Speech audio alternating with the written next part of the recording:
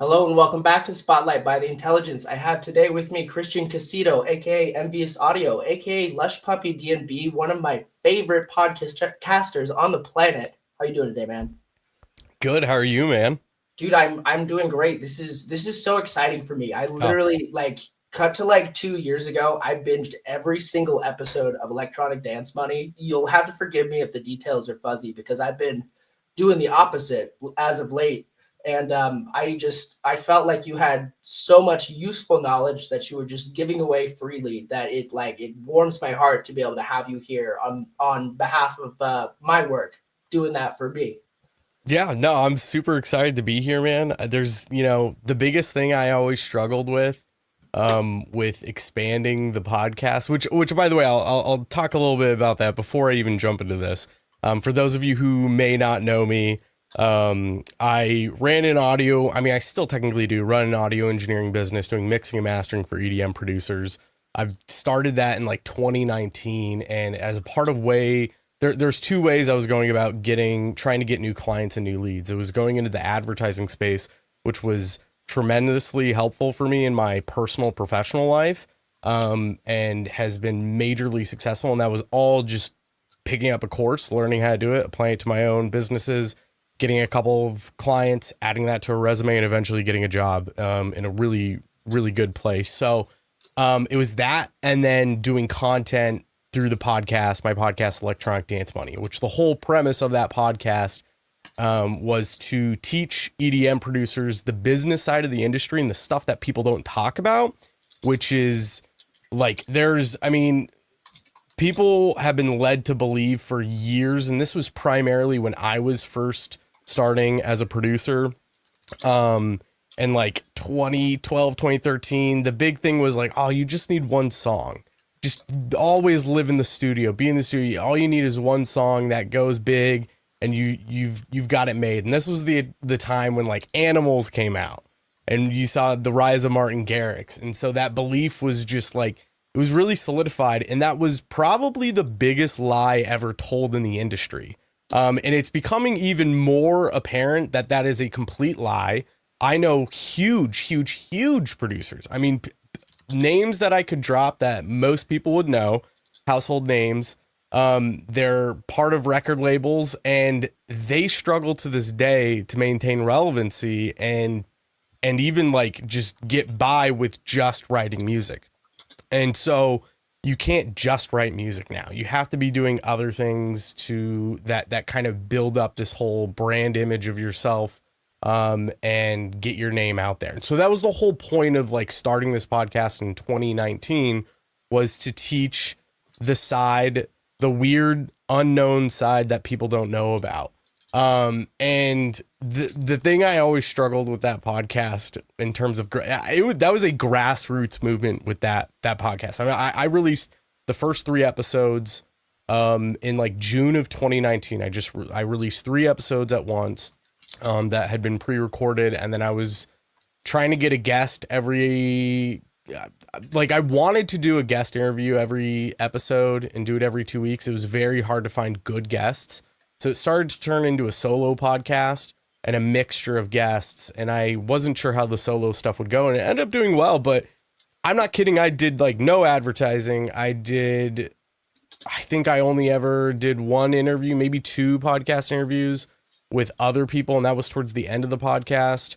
But I mean, strictly just posting it online on socials and just letting kind of the value of it speak for itself and spread by word of mouth. And I was getting to a point where I was almost getting about 1,000 downloads a month. And that was, again, no advertising, no money behind, no nothing. And so I was really proud of that, but I really struggled with growth because I could not get interviews on other podcasts. And the tricky thing is that there's just very few interviews in this space.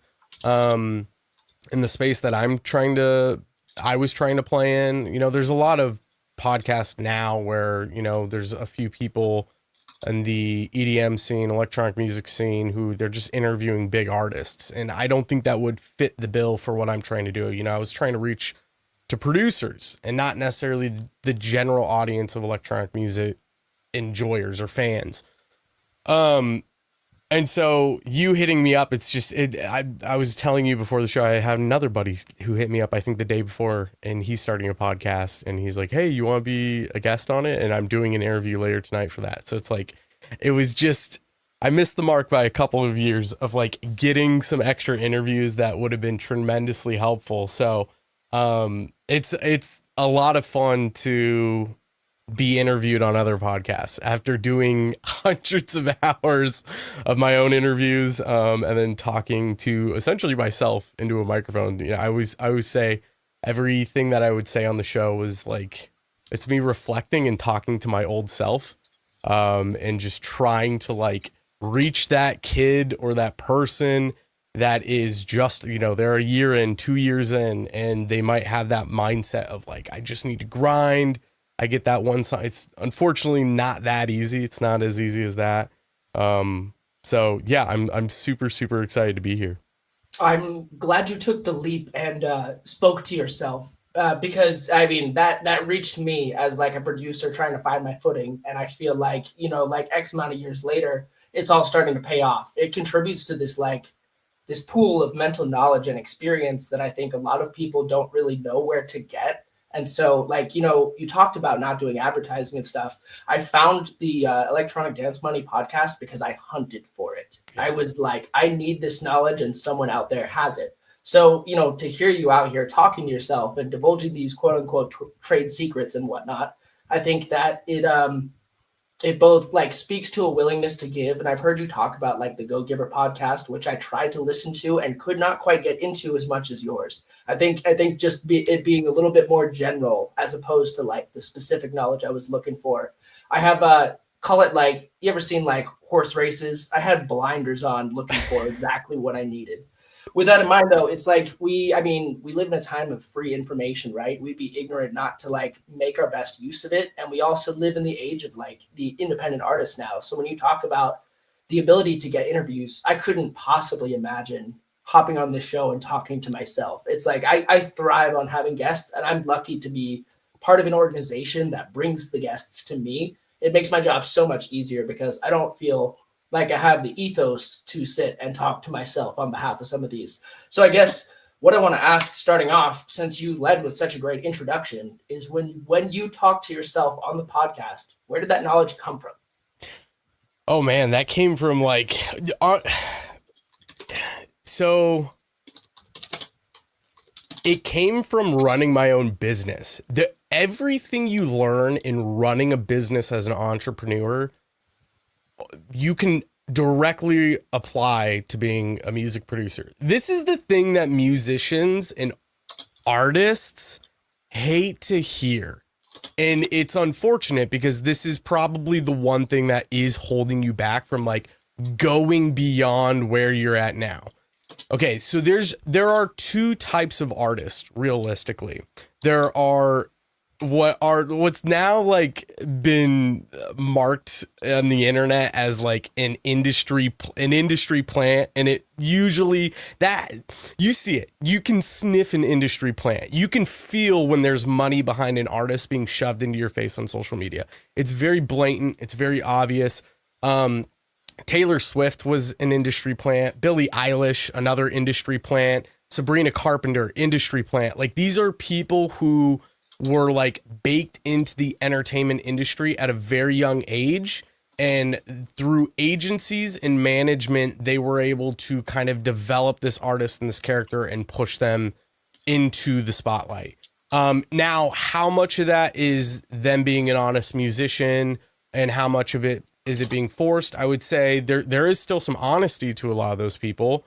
I think Billie Eilish has a lot of honesty behind her work and her music, especially with her brother as being the head producer and engineer and all that. Like, there's still honesty there, but don't get it twisted. There's stuff backing them in the shadows. There's artists like that in the electronic music world as well. Again, don't get it twisted. There are artists like that. So there's that kind of artist where you get hooked up, you meet the right people at the right time. You get into rooms with the right management, with the right agencies. Maybe you're Maybe your family is associated with some big record labels. Like a lot of the, in electronic music, a lot of the big artists that kind of come out of nowhere, many of them have who you might identify as an industry plant. Many of them come from family connections. So, and it's less pushed on people, but they're very clearly put on the spotlight by certain streams of media through online, whether it's blogs, maybe it's radio, maybe it's record labels, maybe it's certain pages posting, or it's simply artists playing out certain tracks. So that would be like the electronic music scene industry plant. That's the first type of artist. Then there's like this second type of artist, which is probably most of us here and what most of us will go through. And that's like the bedroom producer. You're the person who maybe cracked Ableton or FL, and you know, you have a cracked version of Serum and all this other stuff, and you're just trying to learn, and you mess around, and eventually you get everything legit because it runs a lot better on your machine.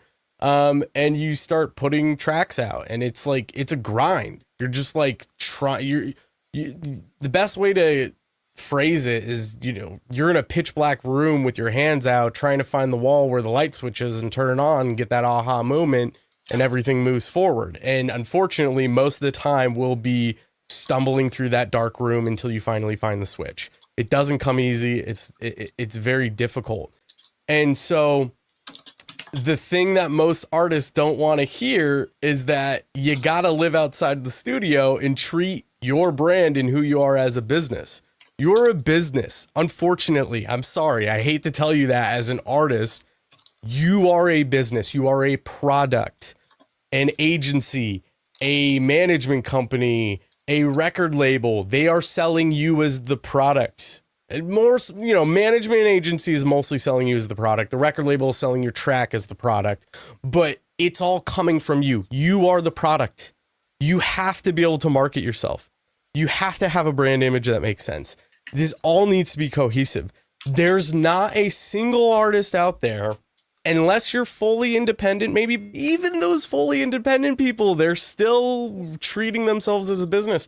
But most of the artists you see on record labels, they have a brand, they have an image, they're selling a product. They like, if you were to talk to them about business, the legit artists, they know what business looks like.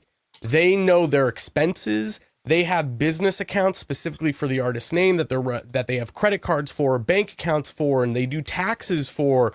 And there's specific expenses, the way they get paid out in their management, and when they're purchasing flights, and when they're purchasing, like, they have insurance under the business name. Like, it is a business. So if you want to be legit, you have to go from this shifted mindset where a lot of people are, where they're like, it's just about the music, man. I'm an artist. I want to create art. I'm sorry, but you got to get into the business at some point.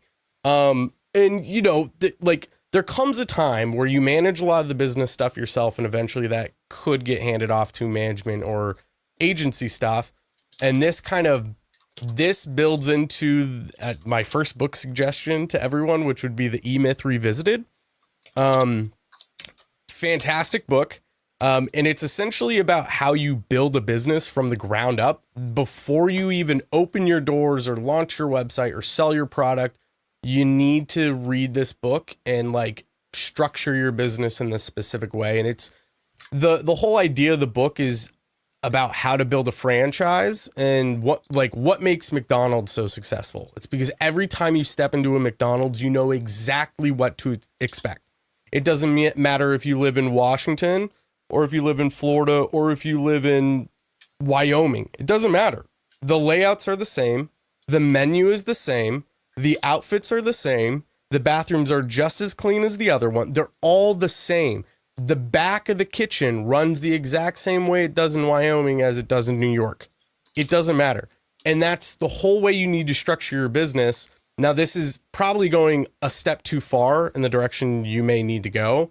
But the whole point is that you know how each system is ran in your thing as an artist. You know how to run your bills. You know how to do your taxes. You know how to charge your business card in a certain way You know how your templates work, how your systems on your machine work, and your DAW, and how you organize libraries. And like, there's a system to everything you do, and you understand the way it's supposed to be done. And you get so busy to a point where you hand that off to management, but it's very important that you understand how those systems are ran, because then you can identify if someone's fucking you or not. Sorry, I don't know if I'm allowed to curse or not. This is open format. Speak freely. Great. So you don't know if you're getting fucked or not by a manager. But if you know how certain things are supposed to be ran, you can ask specific questions and get a feel for if someone's legit or not. So that's like the biggest reason why that book is very important is, one, you understand how to systemize things on the business side. You know, again, that can apply to marketing. Like, you know, your systems of marketing, and you can recognize, like, if you know how a product should be marketed, if you know how a campaign should be run to make your track reach as many people as possible within your limits, whether that's your honest reach on your Instagram, like organic reach on your Instagram account, or if that is how much money you have, right? If you know what a good marketing plan looks like, you know if a record label is doing their job or not.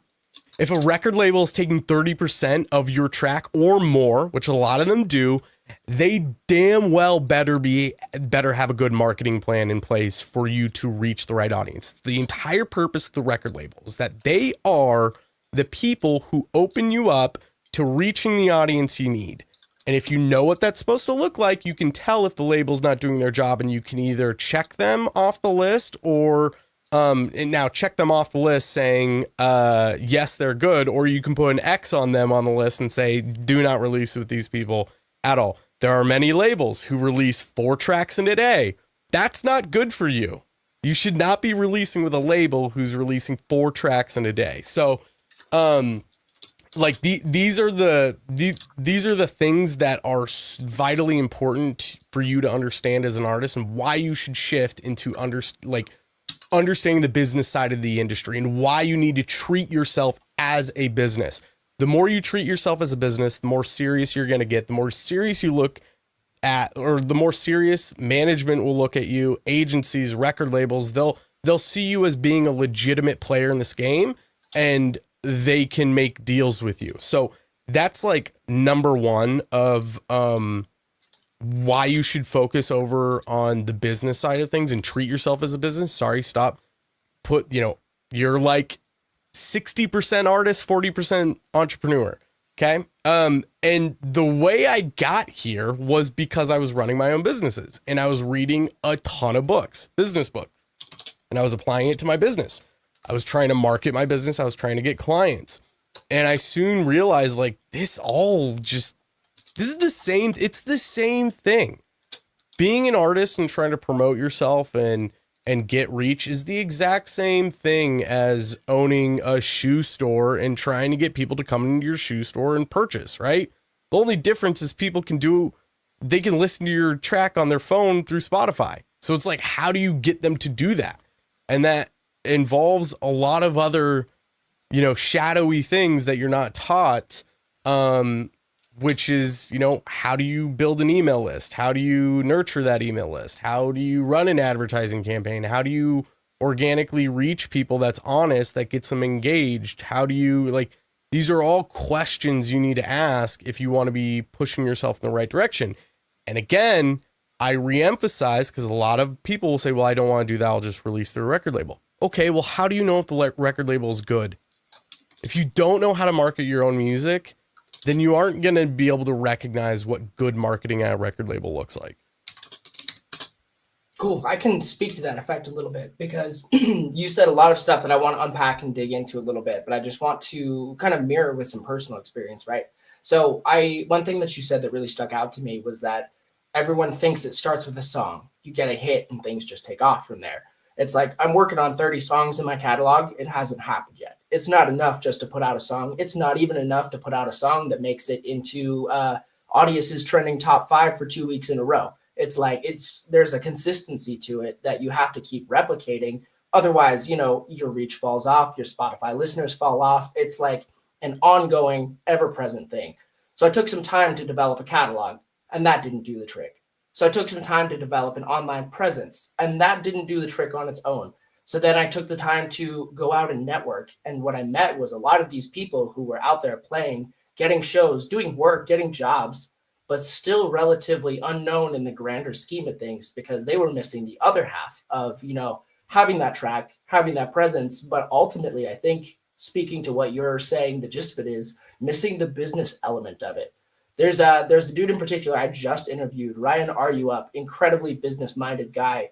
I'm excited for you to see that episode because bro created a business in the industry that placed him as the central connector for all of the local DJs in the area because they come through to his location and they use it to practice live performance on the same gear that they'll be performing on.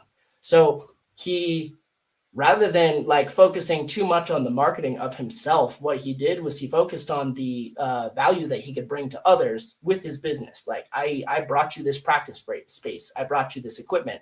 And that in turn works into this feedback loop of having people recognize you as a business authority. It gives you the credibility to be seen in the way that you're describing. And he did it like simultaneous with running paid meta ads to get people into shows that he threw and stuff like that. And so like the reason I name drop him and mention him here is because I know somebody who is a pinnacle example of doing this right while simultaneously knowing plenty of people who could be doing it better.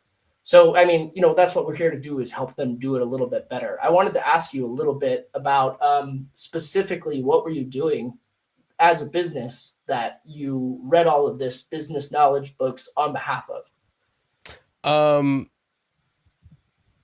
What can you phrase that in another way? Like, are you talking like the nature of your business? Like, okay, what did you do? Yeah, so this was with Envious Audio, specifically trying to get clients from the electronic music space. So getting producers, like many of you listening to this, I was trying to get you guys to come to me and let me mix and master your music. Let me come in here real quick. I just want to do a quick plug for Envious Audio. As a mixing and mastering engineer, he mixed and mastered my first EP, and I have got to be one of his most difficult clients because half of the music was not even done by the time I sent it over. But he did a fantastic job with it. And so, I mean, like, for the record, what sealed the deal for me is you struck me as a really trustworthy guy because of what you were doing with the podcast. I'm like, here's a guy who's talking about how to do the business end right. I feel like I can trust him to do his other job right. Can you go into more detail with your experience working in Envious Audio, the good, the bad, what led to you getting your new gig? Yeah. Oh man, the good, the bad. I mean, I'll tell you the bad. The bad was probably. I won't even say like the bad is any client specifically. There's very like I could probably count on 3 fingers how many bad clients I've had. So the bad is just it really is the grind and how niche it was and like trying to figure out how to pull more people in. It was tough. It took a lot of learning. There's certain things I may do differently now. And like, Envious Audio is like, if I were to get someone to hit me up tomorrow, I'd probably do the work. Just cause I enjoy doing it, but it's not my main focus right now. My main focus is Lushpuppy, my drum and bass project. And we can talk a little bit more about that later, but being in such a niche environment, speaking only to electronic music producers, trying to do mixing and mastering for them, it's a difficult place to play in. It's the bad is like the bad and the ugly is trying to convince someone that could technically do this work on their own at their house for free and convincing them to pay me to do it. It's a very difficult thing. And most people will look at that and go, unless you're a big name, right? Because this is the thing about EDM producers. Most people believe that they can do it themselves unless a name they recognize who has a legitimate audience is marketing themselves as being able to do the job for them. Then once you that switch So having a name and like a legitimate following and having these big releases on big labels and being a recognized name holds more weight than anything in terms of trying to get mixing and mastering work or production work. It's easy at that point. Not necessarily having a name, everything has to be showcased through your work and your quality. And I will say, since we mixed and mastered your EP, things are a lot different now in terms of my abilities. So, which is funny. Like I've gotten so much better, but I'm not even marketing myself that way. And I have reasons why, but the best part is always getting clients like yourself, like fun clients. That's probably the best part about it is meeting new people, engaging with them, and then also connecting them with other artists. I can't tell you how many, since I started my business, one of my best friends now is my buddy Mike Vaughn. He's an amazing progressive house producer, but probably the first couple months I started my business, I met him and I was doing some mixing and mastering work for him. And really he was a part of my first portfolio where I was doing free work, just trying to get some sort of portfolio to showcase to start marketing myself. And him and I are best friends. So that's probably like the best part of it. And then also I've connected with him with people who he's now best friends with, and they've all written music together and they've had big tracks. So it's like being this source, what you're talking about your buddy being this source of a connector is like, it's probably one of the most fulfilling things. And even if I connect them and I don't talk to any of them ever again, but I know that they're still friends, that's meaningful to me. To me, I've made an impact on someone's life. I've made a difference. And that is more meaningful than doing the actual work or getting paid for it or anything else. It's like, it feels like I've done something right and I did it well. And that a lot of that points to what you're talking about. You said you listened to the Go Giver podcast. I haven't listened to the podcast, but the book, the Go Giver book, can't suggest it enough to people. But I'm sure your buddy has probably read that book and he realized he could be a connector. And one of the themes of that book is being a connector. And that's how I saw myself, especially in the podcast space with Envious Audio, and doing most of my marketing is trying to connect people. And cause I was connected. I had people in my phone that were A&R at record labels. I had people who owned venues, who were promoters, who were vocal engineers, vocalists. Like I had lists of people. So when I would get someone in, they were like, yeah, I'm struggling with XYZ. I could easily be like, hit this dude up, tell him I sent you. And they would get connected. And so that drives a lot of value. And that was a big, that's probably like the best thing about running it, was being that source of connecting others, and creating a meaningful impact in their lives. But definitely the struggle is like, it's convincing producers who could probably do this thing on their own when you don't have a big name, or big artists supporting your track. Now, towards the end of me really pushing Envious Audio, I did get I was able to put Dr. Fresh on my website in terms of, I didn't work with him, but he played one of my clients' tracks. James Hype played another one of the tracks that I worked on. So and then there were some other big labels that had some releases of work that I worked on. So that credibility helped, but it's still not enough. When someone lands on your website and they're like, I have no idea who this is, brand names help. Showing that credibility and making yourself a little bit more legitimate, but sometimes it's just not enough. And that was the biggest struggle, was pulling in clients that trusted me. And the podcast is the easiest thing to build trust. If you can get someone to listen to you for an hour on a podcast, you almost immediately have their trust. And then you have someone listen to 20 hours of that podcast, it becomes a little bit easier to get them to turn into a client. And that happened many times, but yeah, my priorities shifted too in life. So things things changed, which is why, like I said, if anyone's listening to this, go to enviousaudio.com if you want to talk. Hit me up there. You can fill out my form if you want to work with me. I'm happy to. It's just not my main focus in terms of promoting it and pushing it. Let's unpack there. So I was gonna follow up with a little bit of personal experience, right? So I interned and graduated from a local production studio. Shout out Derek at SLDP.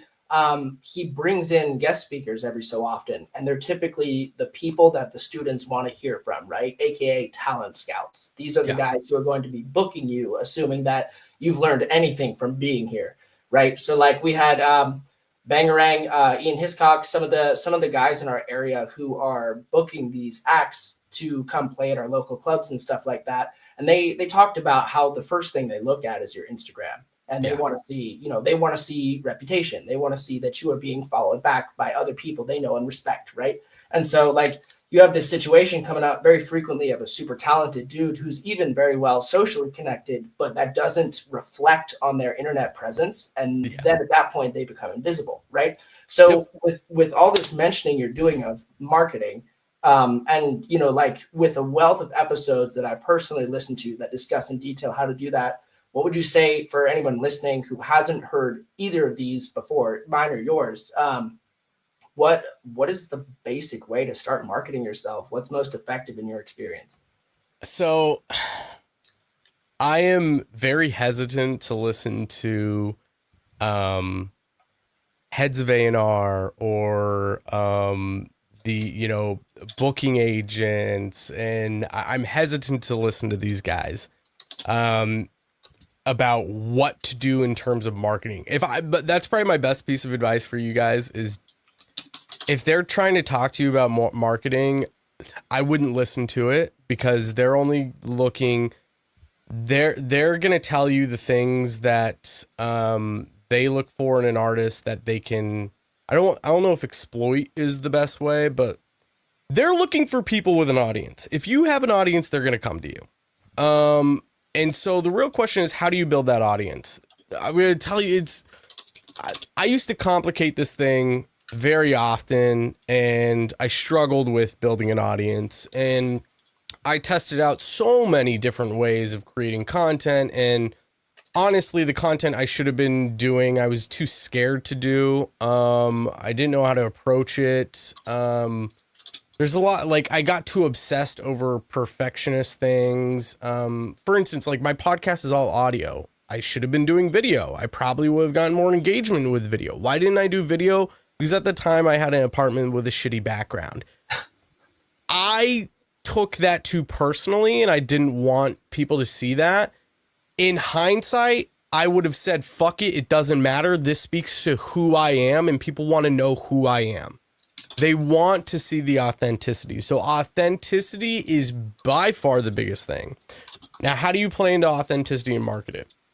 So if you go to my Instagram, Lushpuppy DnB, I don't have any, I have a couple tracks out there shitty. Don't go listen to them, please. If you do, ignore them. Trust me, the shit I have coming out this year is going to be way better. Okay. But if you look at my Instagram, it's not super alive. There's some content on there. I've got more content that I'm about to start working on. I'm going to get into that of like how I'm going to build this audience. What you will see on there are a bunch of, if you're easily offended, don't go watch my Instagram, but it's ridiculous skits that I do with my buddy Paxton. They are outrageous. They're insane, but I'm a massive fan of comedy. Huge fan of comedy podcasts, huge fan of comedy videos. I don't like a ton of stand-up, which is kind of funny. It feels too scripted to me. It's not, but people write jokes and whatnot, but I don't like it. I like the natural live, like a live comedy podcast. There's nothing like it. Not live, but like watching a YouTube comedy podcast. There's nothing like it because a lot of it's off the top of the head. And that's the stuff I really like. And so I do skits with my buddy Paxton, who shoots all my content, and we just try to push the boundaries because that's what I enjoy doing. I like pushing buttons. Ever since I grew up, that's my authentic self. That's who I am. That's not a side that I've shown a lot of people. And I'm becoming more comfortable with it because I'm starting to realize you need to kind of put a middle finger to the world of who you are personally, and you need to show who you are. Don't put on a fucking mask. Don't put on a face because you're afraid of who's watching. Now, if you're a huge artist, maybe be a little more hesitant because you've kind of already built up this reputation. If you go beyond that reputation, you can step on some toes and it can cause issues. But if you're just starting off, be as authentic as you can. Who you are, like if you're a gamer and you're in a Discord with your friends, be that authentic self online, because there's an audience that will respond to it and appreciate it. And those are the people you want backing you. You don't want fake people who, if they really knew who you were, they wouldn't like you, because that's just a recipe for disaster down the road. And the more authentic you are, the easier to build an audience. And when you have a big enough audience, because you're so authentic, and let's say you're pushing boundaries that some record labels may not like, or some management might not like, or some agencies might not like, you're going to run into two situations. The first situation is they're going to say, fuck it. This person's authentic. They're growing even more. They make really good art. They make good music. They have a large audience that will buy tickets to shows, play songs, all this stuff. Meaning there's money to be had. They can put it in their pocket. It makes them happy. They'll represent you. They don't care. Okay. That's situation option number one. The possible more likely scenario is situation number two, where they feel your brand is too risky and what you do is too risky. And maybe some of you listening to this, your authentic self isn't that risky, and that's okay. So then option one is going to be more on the table for you. I'd say my brand and what I'm trying to do is a little more risky. Okay. So option two is probably, it may end up being the route that I have to go down, which is probably these people don't want to sign your tracks. You could probably get some bookings somewhere. Maybe you could get some management. You could probably get some agency management because, you know, they're just getting you connected with venues to play at, and they're happy to, you know, take a chunk of the ticket sales and bar sales or whatever. But ultimately, you may have to go more independent, and it becomes a lot easier to go independent when you've grown an audience yourself. You can do live streams. You can, you know, you can release your own music and put it out publicly, and most people will go check it out. You could hit up venues and skip the management and agency and book your own shows if you know that you have a big enough audience in a certain spot, and fill a room. And, you know, maybe you hire a promoter and they handle all the back end stuff in terms of like getting the event going. But, that, like, those are your two options when you start building an audience and being your authentic self. Now, what your authentic self, what that entails, I don't know. What do you like to do? I can tell you about what I like to do, which is I love gaming. I love pushing boundaries with ridiculous skits, you know, and pushing boundaries while I'm gaming and talking to other people and either messing with them or cracking jokes and having fun. That's what I enjoy doing. That's what I do outside when I'm away from this desk. I crack jokes at my wife all the time and she shoots them back, and I say the most inappropriate things I can possibly think of in front of my mother because I'm looking for a reaction from her. I think it's funny. That's what I enjoy doing. So like showcasing myself as that on Instagram has helped. Like, I don't have a lot of followers, right? I don't have a lot of content on my Instagram, but I have had people that follow me because they've seen one of my videos and they hit me up and they love it and they've asked for the next videos. I've had some of my wife's coworkers who I barely know. I don't follow them on Instagram. They started following me and they watch every single one of my videos. They comment on them. And when I'm at a work party with my wife, they come up and they go, when are you making another video? Like, because I'm being authentic, that resonates with people. It doesn't matter their political beliefs, their religious beliefs, like take ideology out of it. If people resonate with something that's authentic, they're going to appreciate it and they're going to be excited for the next thing. And that is the biggest thing for you to do. So for me, it's making these skits, and then I've been reshaping my entire audio setup right now, and my PC setup, because I'm about to start recording gaming videos, and I'm going to be cutting together kind of compilation style clips of gaming sessions and taking the most funny parts and just cutting a video and putting it online. I'm going to put it on YouTube. I'm going to put it on Instagram. That's going to be baked in as the Lushpuppy like brand. because it's what I do. I love gaming, and I love gaming with friends, and I want to I can't tell you how many belly laughing experiences, like on the floor legitimately laughing my ass off, I've had gaming with friends, and those experiences are so amazing, and I want to share that with people because I know other people will have similar reactions. And it feels like I'm wasting away that time. You know, it's not wasted, but like I see it as an opportunity to share with the world more of my authentic self, to build more of that brand image and that audience.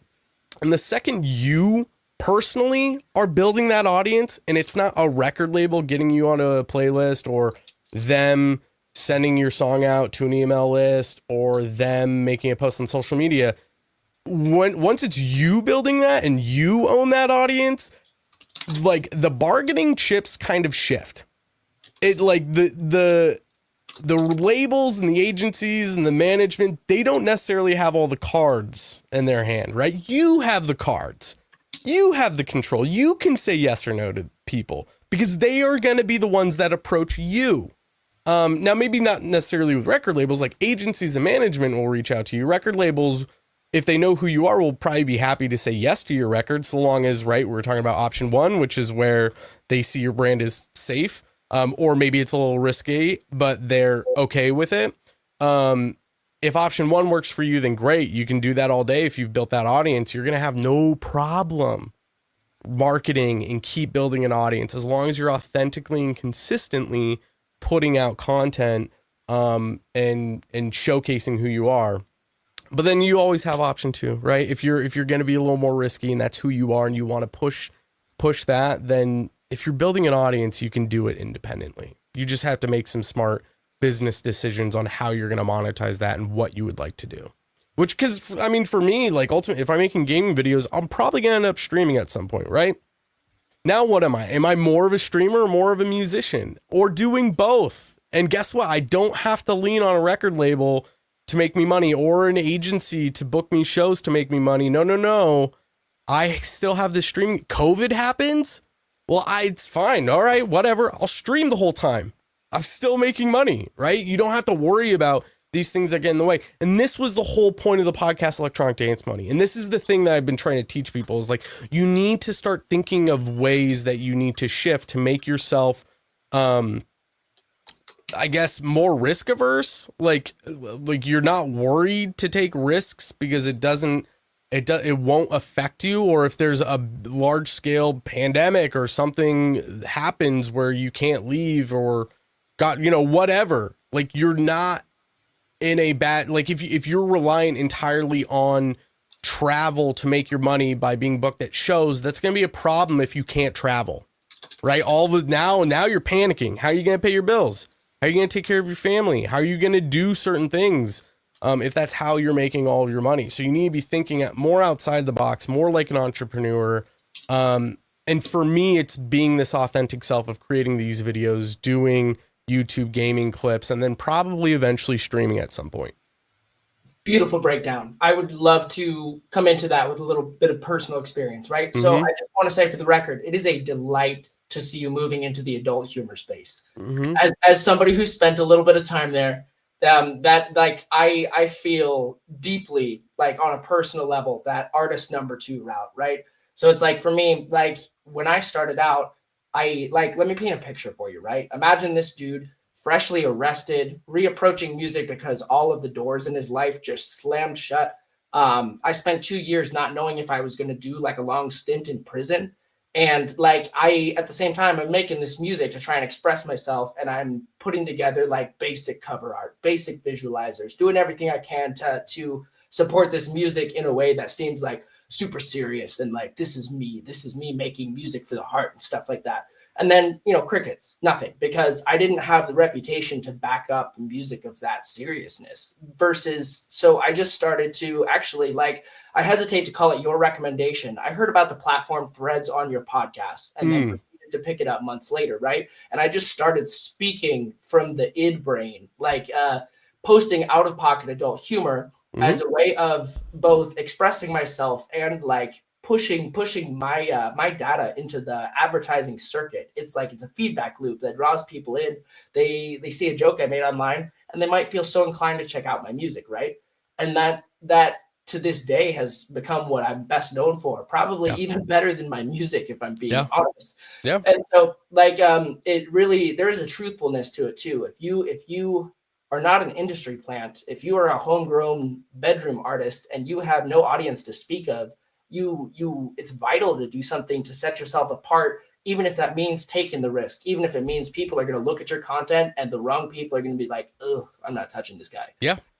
Yeah, you have to be willing to take risks. Whatever. Okay, listen, like, again, I want to make it very clear that this example that I'm talking about, and especially talking about risks and making more of a risky brand, I'm not saying that's what you should do if that's not who you are. Don't do that. That's not authentic. It's going to be cringy. It's going to look bad. Like, you're going to probably make the wrong joke or say the wrong thing. That being said, to me, nothing is off limits. That's just who I am. I'm such a comedic soul. I love comedy. I love pushing boundaries. So to me, nothing is off limits. Now, are there bad jokes that don't land that probably aren't good and shouldn't be said? Sure, of course. There's a lot of things like that. But you don't know what the boundary is until you're playing with it. And then once you know the limit, then you can push it. And so for many of you, that might not be it, but this is the best way I can present this example. And I especially the adult humor comedic stuff, more people like it than one might think. Especially if you live and breathe in the music industry. I think there's a lot of fake people who kind of virtue signal and act like they don't like certain things, but behind closed doors, to me, it's most of it's a facade. Most of it is a mask. It's bullshit. If they're in a closed room with a really close friend, they're not worried about making a risky joke or saying the wrong thing, and they'll openly say it. And again, that's inauthentic to me.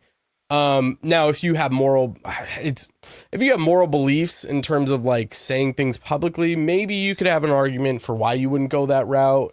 But to me, it's still not being authentic, right? We're talking about authenticity here, and more people are starting to be okay with jokes. And there is a deeply starved part of the world, and especially in the United States, there's a hunger for more authentic and open comedy and funny things, and people jokes you shouldn't laugh at, people are becoming a bit more open to laughing at, because as a country, we're starving for that kind of break of reality to point fun at absurdities.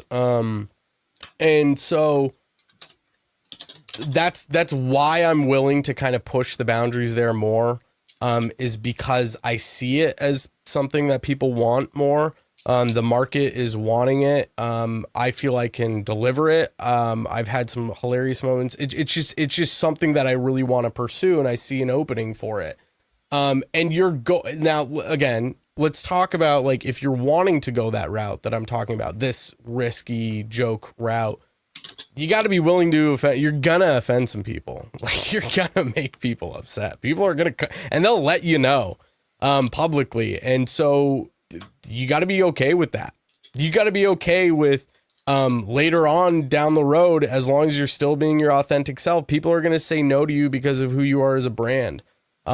And to me, I'm okay with that, because I'm not going to change who I am just to try to get something that I want. That's going to create deep rooted unhappiness for myself.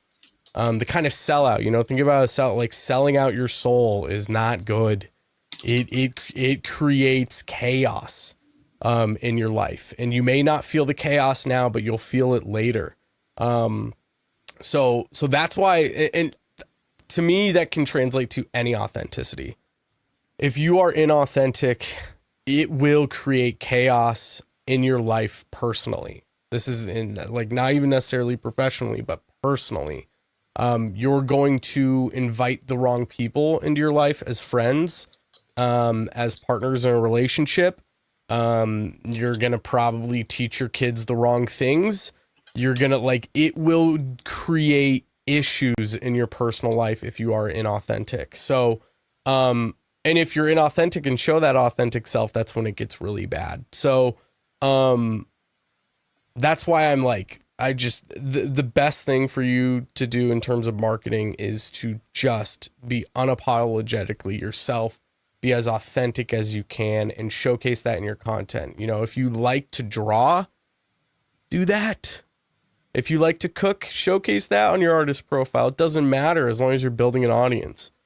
Most definitely. I think musicians get so zeroed in on the music aspect that they forget that in essence, we are entertainers, and that entertainment comes in many forms. And that if you need an alternate form of entertainment to get ears on the primary thing that you're pushing, then it's almost like the end justifies the means in that sense. Yeah, it does. But then it also you connect these two worlds that you didn't think you could connect. And then you also should be looking at how do you connect them even more, right? If you like to do cooking videos, how can you implement cooking with music, right? I've never seen someone do a cooking stream while they DJ. That sounds pretty interesting. That's a lot. There's a lot of things you got to think about while you're doing that. Make sure you're not burning something. Make sure something's not undercooked while you're also doing a train. That is both funny and also it's crazy seeing someone do something like that. That would be wild. So it's thinking outside the box things like that to implement, in your content, again, if that's your authentic self. Or can you sample while you're cooking a meal? Can you record everything that you're cooking and turn it into a track? How do you do that? Right. No, it's these niche pockets of yet undeveloped entertainment that somebody identifies, and it's sink or swim at that point. You either discovered something that people didn't know they needed, or you've discovered something that people definitely didn't need, and you move on to the next thing. It is what it is. Yeah. Again, and that's gonna happen often. You're gonna do a lot of in this journey. You're gonna fail a lot. You're gonna fail a lot. You're gonna put all of your eggs in one basket for a month trying to push this one thing that you think is a good idea, and it lands flat and it doesn't work. That's okay. Move on to the next thing. Maybe it's just a timing thing. Don't be afraid to repost content later on, because you might have just posted at the wrong time, or maybe you didn't have the right audience size, and maybe you're a little bit bigger and you try to repost that content again or retry it, and then it hits, right? There's a big timing thing to all of this as well. Most definitely. Speaking of moving on, we spent so much time unpacking that content strategy in particular that I'd really love to redirect a little bit into what you've got going on now with your music. So you developed a strategy, right, that relies on these this skits, this humor content, pushing boundaries, and ultimately serves to further the Lushpuppy brand. Do I understand that right? Mm-hmm. Yep. What is Lushpuppy? Yeah, so Lushpuppy was conceived by, again, one of my best friends, Paxton Connors, who go check him out. Bear with me. I'm gonna pull up his Instagram so that you guys can go check him out, because he is just an unbelievable videographer and photographer. It is Paxton_loves_you, the letter U. He is unbelievable, coolest dude ever. And so I went and saw, it was 2022. I think it was 2022, maybe. I think it was 2022. I went and saw my buddy Noah Neiman play at a festival here, and he gave me all access. And then he left early, and I just spent the day there, and Paxton was there, and I was hanging out in trailers, like talking to crazy people, hanging out backstage, with a crowd of 40,000 people. It was crazy, an experience I've never had before. And that kind of, at this time, I had taken a break from music production and being an artist, and I was focusing on mixing and mastering and running a business. And I decided to, it was then that I was like, I was starting to get into drum and bass. I was producing a little bit of drum and bass. And I was like, I feel the itch. Like, I knew it was going to come back around. And I was like, this is the time. Like, I've got Paxton who can shoot all my content. We have these really good ideas. And I'm getting more connected with people. I could leverage the podcast. Like, there's all these other things that I could do and kind of like build this. Like, it felt like all of the pieces were finally falling into place. And then I had this aha experience at the festival. I was like, I'm going to fucking do it. And so I told Paxton about it. I was like, hey, I want you to help me with this. He's super connected with people where we can get shows. We'll shoot content. We'll do all this stuff. And so, we got together and I told him the plan and I was like, let's come up with a name. And we sat down for like 3 hours one day, just coming up with all these names. And then we landed on Lushpuppy and I was like, that's fucking it. And then we started thinking, okay, the brand needs to stand out. How do we make it stand out? If anyone listening to this knows drum and bass is, I'll be honest. Like, if I am able to make any traction in drum and bass, the like probably the people listening who've been listening to drum and bass for 20 years are going to hate me. They will hate my brand. They do not like it. They don't want me to make drum and bass. And it's because I am so opposite of what drum and bass is. Most drum and bass artists are blacks and reds and they paint their nails and they kind of have long hair and they're dark and ominous and mysterious. And that's cool and all, but it's been done. Sorry, everyone's done it. So to stand out is difficult unless you do what I've done, which is create Lushpuppy. My branding colors are like pastel, like pink, blue, white, like ice cream colors. Okay, I have a whole outfit. My shirt is bright pink. I have white tight jeans, and then I have these blue high top sneakers. Like, that's my outfit. It sticks out. My logo is this like bubbly puppy dog. The lettering on my name are these big bubbles. Like, it's so opposite of what the drum and bass community is and what people are used to as an artist that it immediately sticks out. And then what I mix on stage is like the most aggressive drum and bass you've ever fucking heard. Like 4 on the floor, hit hard, Reaper style tracks, just mad aggressive. TR tactics, like heavy shit. And it's like, it's the perfect contrast. You've got this bright, bubbly person on stage. When I go crazy on stage, one of the first shows I played as Lushpuppy, most of the floor was empty. I was opening. By the end of the show, I was the opener. By the end of my set, everyone was front in stage in front of me, going insane. I had a mosh pit going. I can't remember who it was that was playing that night, who was headlining, but like, dude, the manager of the place came up and was like, dude, that was insane. Great job. Holy shit, that was amazing. I was then later told that I was louder than the headliner. They turned me up louder than the headliner. And this is something that people are told often is don't go more aggressive than the headliner. You're going to get kicked off stage. Fuck that. Again, what's your authentic self? Be your authentic self. I went as hard as I possibly could and it got the place fucking moving. And I was great on the mic, dancing around like crazy. Like, people fed off of who I am authentically on stage to the point where the people who would typically like shut it down were into it. They liked it. So, like, if you're going to go that hard, you better not be standing around being boring, right? That's what will probably get you kicked off, because people, you could play the hardest set of your entire life, but if you're boring on stage, people don't respond to it very well.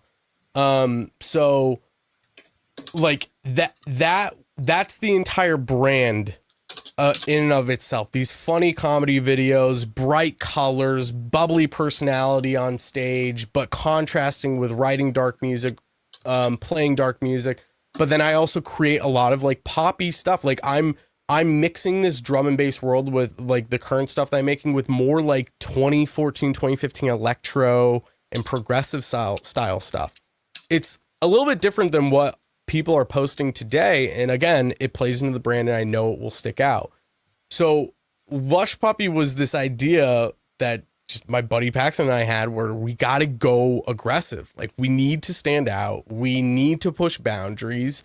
And if we end up having to go independent because of that, that's totally fine. But the whole purpose of it is to kind of take something that hasn't been done in the drum and bass space, open up the world to something a little bit different there, and hoping people latch onto it. Definitely in the US, people will. We'll see what the UK does, because they're, you know, a lot of the snobby drum and bass people are out in the UK, and I get it. Listen, I've since the day I started this brand, I'm expecting to get a lot of shit. I'm expecting the drum and bass community to not accept me, and that's okay. Some will. I don't think the entire drum and bass community won't accept me, right?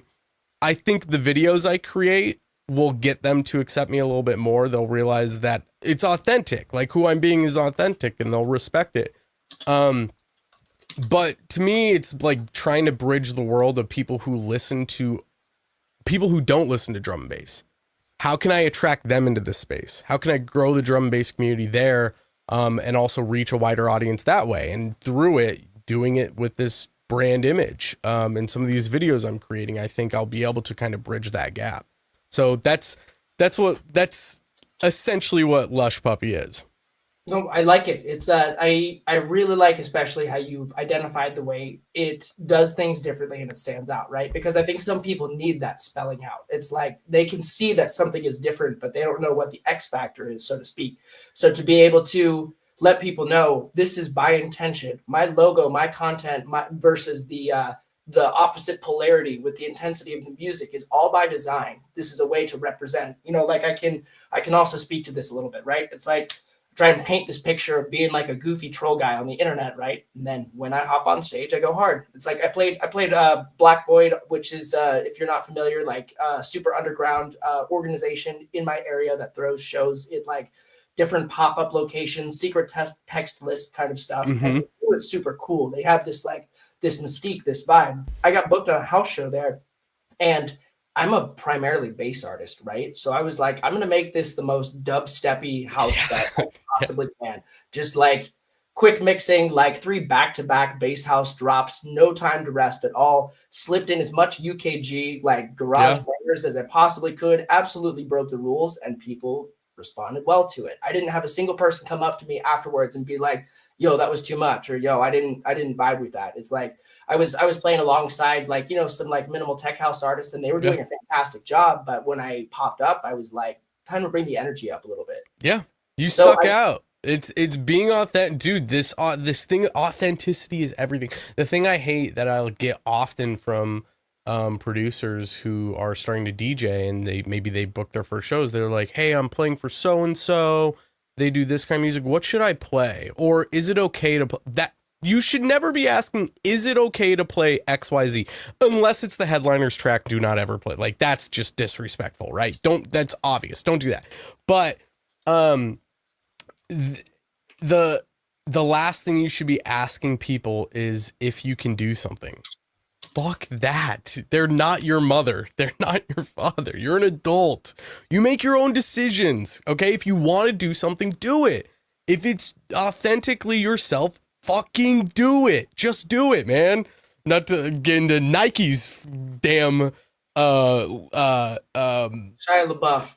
Yeah, just it's like the point is you need to be authentic. If you get booked for a house show and the promoter knows that you do dubstep or bass music, then you should play it. Okay, that's kind of them saying it's okay that you play. If they didn't do their research on you, that's their fucking problem. Okay, you're here to do one job, and that's to play the things you like and be authentically yourself. And that's why people resonate with it.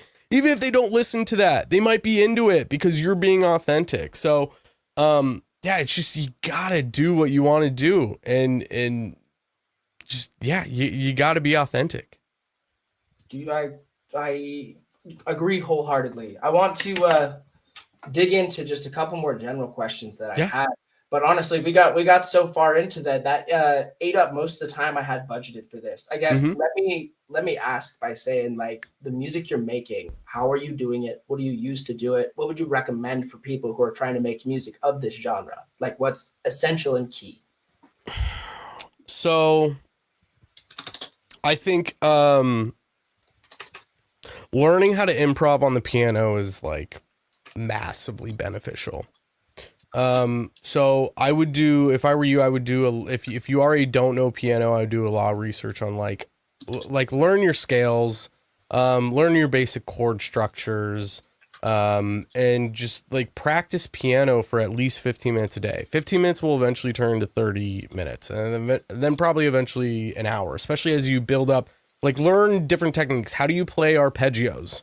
How do you get better fingering skills where you can have independent fingerings? Looking up those techniques and then practice those every day, and then learn a new technique like every week or maybe every month, and add that to your like practice session for the day. So like learning piano, and then once you understand a lot of that, you can start doing some improv stuff. But on top of that, one of the things that I really love to do is, if I'm just, most of the time I start with piano.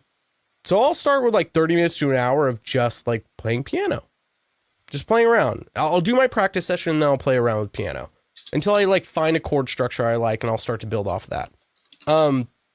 But then if I'm like stuck and I'm not getting something that's interesting, what I love to do, and this helps with like your ear training and also learning piano a bit more, and also understanding song structure, is I'll pull up Spotify, I'll pull up a drum and bass playlist, and I'll just shuffle it, and I'll like skip through songs, and I'll sit there on each song and I'll try to figure out the chord structure. So I figure out what key they're in, and then I'm figuring out their chord structure, and then I'll try to figure out their melody, and I'll see if I can play both of them together. And that will help you understand how chords are structured and how melodies are structured. And then from there, I'll change what they have.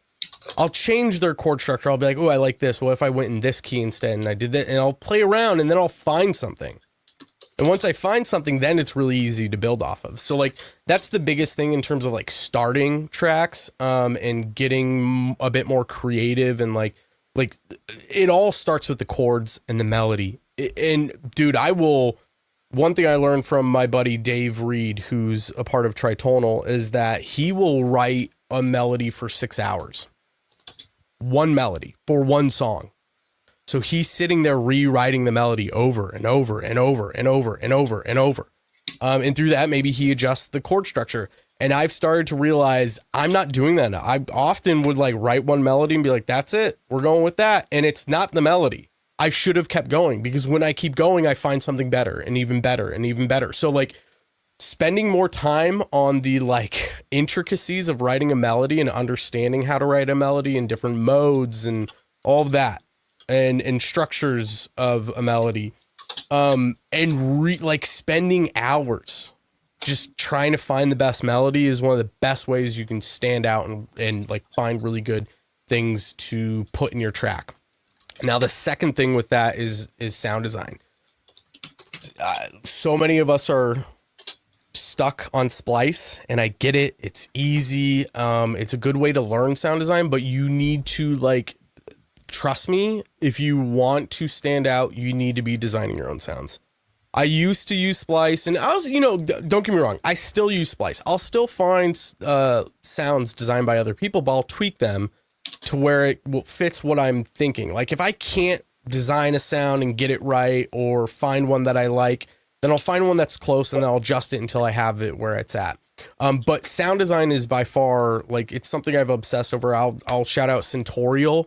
If you don't know what Centorial is, get Centorial. It's worth every penny. This guy built this VST from scratch, and it's a course that takes you through.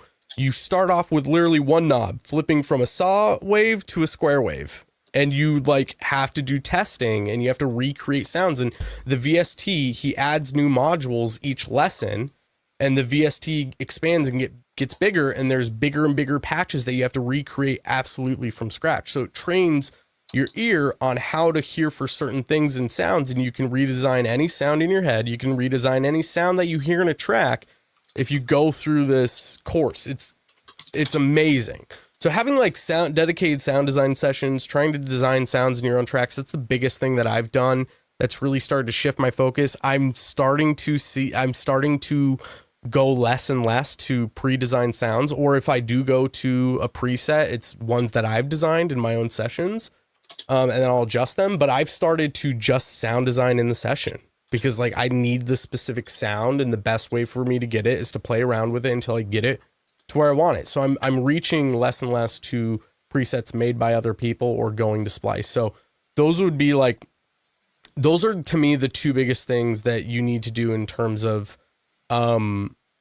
getting yourself in a better spot as a producer or learning to produce, is learning piano, get comfortable on the piano, practice every day, and then work on sound design. The other thing that those are the biggest things. I don't worry about plugins either. Like it's that can be a big trap. You're not one plugin away from being the biggest artist that you want to be. No, that's all done with song structure, with melody, with choosing the right sounds. That's how you get a hit track. I would tend to agree with that. As a person with the digital version of Gas, like gear acquisition syndrome, I hoard plugins. I find myself coming back to the same 3 or 4 for everything I make because I know those inside and out. I can hit the sounds and like the specific type of creation, that what the sound design that's come to represent my brand, it's generated from these certain VSTs, right? And so when I hop into something else and I listen to their presets, I'm like, that doesn't sound like me. I can maybe use it, but like it wasn't built by me. It wasn't built for me versus like, you know what I mean? I think people, they fall into this trap of listening to an artist that has a signature sound, right? And they're like, oh, all of his shit sounds the same.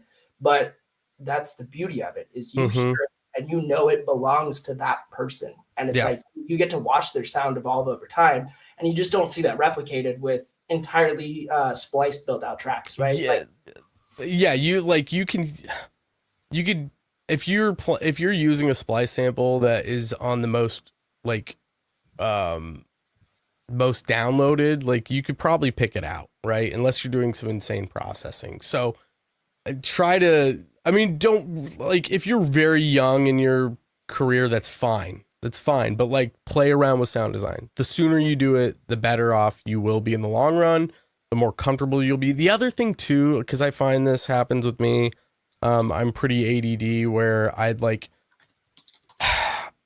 producing can be very boring for me and mundane and difficult, because like that sweet thing that everyone, it's the big drop, right? When you get the build up, when you get a good break, good build up, and a good drop, when you have it, that feeling, there's nothing like it, right? When you're listening to your song on repeat outside of the studio over and over because you have something good and you're like ready to get back into the track, that feeling is so good, but getting there is so difficult. And it can be mundane and boring, and like it's just like a grind fest. So one other piece of advice I can give to you guys is jump into a track, start writing, and just build out a 16 bar phrase. That's it. Just do 16 bars.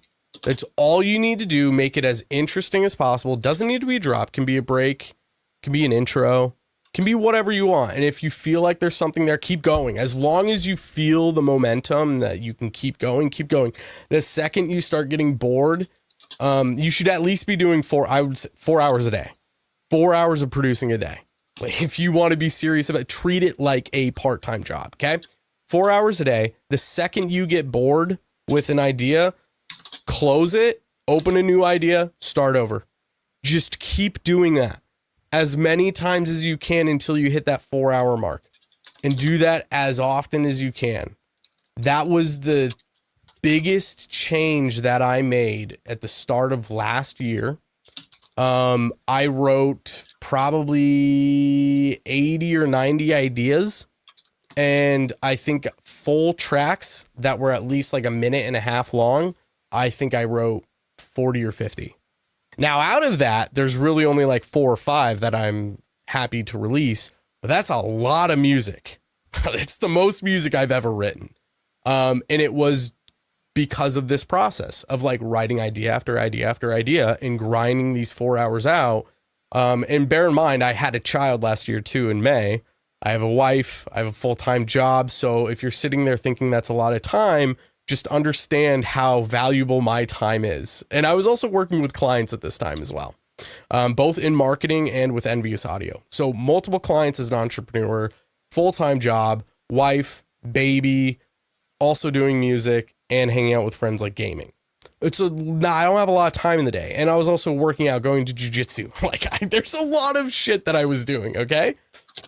So if I can figure out how to do it, I guarantee you can. You got to get consistent and you need to be dedicated. So, but that, like, those three things: piano, sound design, idea after idea after idea, 4 hours a day, until you find something, because you will find something quickly. I noticed every fourth idea, for some reason, every fourth idea was it for me. It was the thing that turned into a track. Now it's to the point where I, like, almost every idea I can turn into a full track. Now, is it releasable? Maybe not. Probably not. Not all of them will be. But I'm to the point where when I sit down on my DAW, I can almost guarantee I will turn it into a track. I feel like a lot of people could benefit from that expertise. Like, specifically, I was talking to a lo-fi artist from India, Prithvi. He talks about doing like these 30-day challenges, like making a beat every single day, and it's unilateral across genres. It's like you are going to make some garbage dog shit ideas in your career. Like, always. Not every single one of them is going to be good. I find most of mine are shit. I find myself returning to these old projects, and what I've noticed is that, like, the old projects take the longest to finish. When I start something brand new, usually it flows like end to beginning because I've accumulated that experience since then. But like going back to these projects where I lacked like the organization and understanding what I was doing, it's a lot of like rehab, damage control. How can I salvage this and polish the turd up to like it's releasable? And like, I think you got to be willing to make peace with like having invested time into a creative project that is not going to go anywhere. Yeah. And so Dave Reed from Tritonal, he likes to call this, there's this shadowy part of the music industry called the music mafia, is what he likes to call it. And these are the people making all the decisions, controlling everything. They decide whether or not your track gets released, whether or not you're going to play a show, whether like they control a lot of stuff. And the biggest lesson he taught me was you need to be comfortable with having what you believe is your best track ever, and it will be turned down by a record label simply because someone might not be having a good day. It's going to happen. So, if you're in this seriously and you end up at that level, you'll know what I'm talking about. It happens. The best stuff will get turned down and never released. What you do that, you can, I'm sure, figure out a way to independently release it if you want, but that's going to happen. Like, and a lot of the times when you're being turned down by labels, it's not even necessarily because they don't think your track is good enough. It's because they have too many releases lined up. And so they simply can't say yes. They have to say no. Like, that's another situation. So, understanding that, like, you can put all of your love and effort into the best, and maybe it is the best track ever written in the entire world, and it could still get turned down. So just understand that. Don't get dissuaded. You're gonna get kicked in the face a lot. You're gonna be on the ground, upset, crying because of the no's you get and the being turned down. But it's a part of the grind. It's a part of what it's like being an artist and a musician, and you just got to kind of get back up and get back to it. Like, keep moving on, you got to keep pushing forward. It do be like that. Listen, Christian, I want to start driving things to a close here just because I have somewhere to be in a second. So could you summarize like what you think, like, what would you say is the pinnacle takeaway that you've learned like on your career path, having worked with you on the back end to seeing you out in front? What was most transformative from you? What do you think is the single thing that people could do, or like a couple of things to change the way they approach this and to get past the hump of like feeling like their efforts are fruitless? Time management, consistency, and treating it like a job every day. Those are the biggest things that I've learned is you got to have good time management. And good time management, consistency with that, and then treating it like a job. But you also need to come at it, because this is where burnout happens, and it's happened to me plenty of times. I've had to go to therapy because of burnout from forcing myself being in the studio. It's part of the reason why I had to step away from producing. Which is why it's different now for me, where I can be more in this grind and understand that it's everyday thing. And not stress out and burn out now. It still happens occasionally, but you got to be okay with it. Being okay with taking a break, being okay that today might just not be the day and maybe you need to step away. Like in understanding that stepping away and saying no and not doing this thing that you feel you need to do, being okay with stepping away from it isn't the end of the world. It's not going to change what you do tomorrow. It's not going to change where you're going to be at in 10 years. It's hardly going to affect anything. More than likely it's going to help you more than anything. So like having kind of this grindy mindset of treating it like a job, having good time management, being consistent, but then also being okay with breaking that at times when you need to take a break. Cool. Rock solid advice. I could not possibly plug the Electronic Dance Money podcast enough. I know it's still out there. Guys, if you're listening, please go check it out. I was raised on that, basically. It is so good to see you moving on to bigger and better things, though. And so I just wanted to say respect. Like I like the direction you're headed. I like your personality. You've been a great guest. Thank you so much for, showing up and like sharing this with me. It's like I had a lot of fun. Is there anything you want to plug? Where can people find you? What's next for you?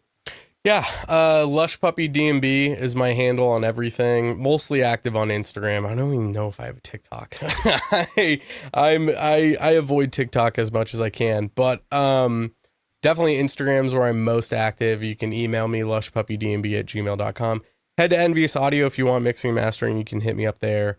I do occasionally stream with my buddy Dave from Tritonal, DVM. You can find him on Twitch at Daveverse Music. So twitch.com/Daveverse Music. And we do feedback streams. So if you want feedback from Tritonal, go to his Twitch and join the Discord. He does feedback. We're going to start doing it, I think, twice a month. But you'll see me in there hanging out constantly. So yeah, Lushpuppy DnB. Check out the podcast Electronic Dance Money. I'm still gonna keep it up. I may come back to it. Who knows? It's really more of a time thing. Like I just have too much on my plate and other things I would like to focus on. And so that's why I'm not. It's a lot of work hunting guests, recording episodes, editing them, marketing that. Like it's a lot to do it twice a month. And there's other things that I need to dedicate my time to that feel more valuable for me and my family. And so that's why that's on pause. A podcast of some sort will probably come back in the near future. So yeah. I think you've more than put your time in and are have a justified retire in your future. I just wanted to show my support for our previous. Thank you. I don't think I was knocking it for you. Yeah. It up. You've been a great guest. Christian, thank you so much. Till next time, I'd love to have you back sometime. Yeah, of course. Anytime. Just let me know. Take care.